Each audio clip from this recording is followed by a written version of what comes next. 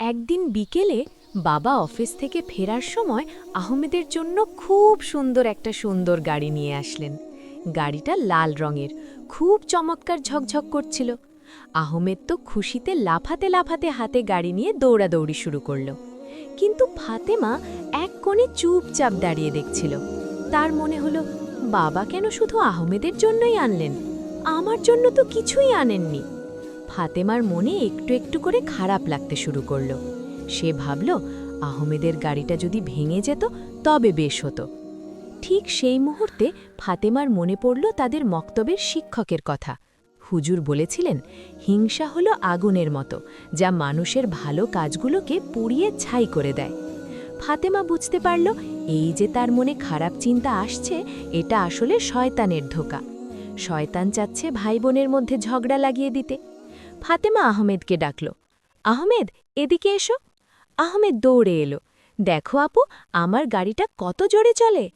ফাতেমা মৃদু হেসে বলল, আহমেদ, গাড়িটা খুব সুন্দর, কিন্তু জানো, শয়তান এখনই আমার কানে কানে বলছিল তোমার উপর রাগ করতে। এটাকে বলে হিংসা। আহমেদ অবাক হয়ে বলল, হিংসা কি আপু? ফাতেমা বলল, হিংসা হলো এমন এক মানসিক অনুভূতি যেখানে অন্য কারো কোনো ভালো গুণ, সম্পদ বা সাফল্য দেখে নিজের মনে কষ্ট হওয়া এবং মনে মনে কামনা করা যে ওই ব্যক্তির সেই ভালো জিনিসটি যেন নষ্ট হয়ে যায়। কিন্তু কেন ফাতেমা? কারণ এটা তোমার মনকে দুর্বল করে। আচ্ছা, বুঝেছি। হিংসা থেকে বাঁচার উপায় কি? ফাতেমা তখন আহমেদকে নিয়ে ঘাসের উপর বসল এবং বলল, এই 3টি উপায় হিংসা থেকে দূরে থাকা যাবে। 1. মাশাআল্লাহ বলা। অন্যের ভালো কিছু দেখলে হিংসা না করে মাশাআল্লাহ বলা, এতে নিজের মনে প্রশান্তি আসে। 2. দোয়া করা। যার জিনিস দেখে হিংসা হচ্ছে তার জন্য মনে মনে দোয়া করা, হে আল্লাহ, ওকে আরো বরকত দাও। 3. কৃতজ্ঞ থাকা এবং আমার কাছে যা আছে তার জন্য আলহামদুলিল্লাহ বলা। যেমন ফাতেমা বলল, যেমন আমার কাছে সুন্দর গল্পের বই আছে যা আহমেদ তোমার কাছে নেই। ছোট আহমেদ সব মন দিয়ে শুনল। সে তার গাড়িটা ফাতেমার হাতে দিয়ে বলল, আপু, এই নাও, তুমিও চালাও। আমি চাই না শয়তান আমাদের মধ্যে ঝগড়া বাঁধাক। ফাতেমা খুব খুশি হল। সে আহমেদকে জড়িয়ে ধরল।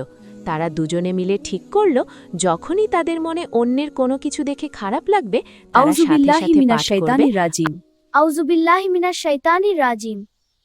সন্ধ্যার আজান পড়ার ঠিক আগে মা তাদের ডাকলেন। মা দেখলেন 2 ভাইবোন খুব হাসি খুশি মনে খেলছে। মা মনে মনে আল্লাহর শুকরিয়া আদায় করলেন। আহমেদ চিৎকার করে বলল, মা, আজ আমি আর আপু শয়তানকে হারিয়ে দিয়েছি। বন্ধুরা, হিংসা মানুষের অন্তরকে কলুষিত করে দেয়, কিন্তু আমরা যদি অন্যের সুখে খুশি হতে শিখি এবং আল্লাহর কাছে আশ্রয় চাই, তবে শয়তান আমাদের কখনো ধোঁকা দিতে পারবে না।